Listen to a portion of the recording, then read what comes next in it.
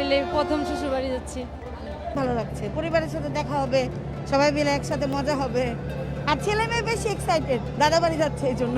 সেখানে ভাড়া আমরা কম নিচ্ছি, সেখানে নিচ্ছি আপনার 1300 টাকা ভাড়া নিচ্ছি আমরা।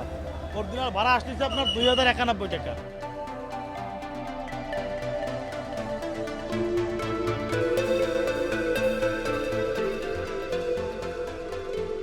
আমরা ওয়েট করে থাকি এই দিনটার জন্য। তো এবার তুলনামূলক অন্যবারের মতো মানে অন্যবারের চেয়ে অনেক হালকা মনে হচ্ছে। আল্লাহ দিলে মোটামুটি ভালোই যাচ্ছে, সমস্যা নেই, পরিবেশ ভালোই আছে। আর ভাড়া যেটা লিগাল আছে সেটাই ভাড়া নিচ্ছে। মোটামুটি ভালোই কাটছে, এই পর্যন্ত ভালোই কাটছে, মোটামুটি নিরিবিলি আসতে পারছে এই জায়গায়। আমরা সবাই ঈদের আনন্দ ভাগাভাগি করার জন্য সবাই যাচ্ছি, যেহেতু ঈদ মুসলমানদের সর্বশ্রেষ্ঠ ধর্মীয় অনুষ্ঠান।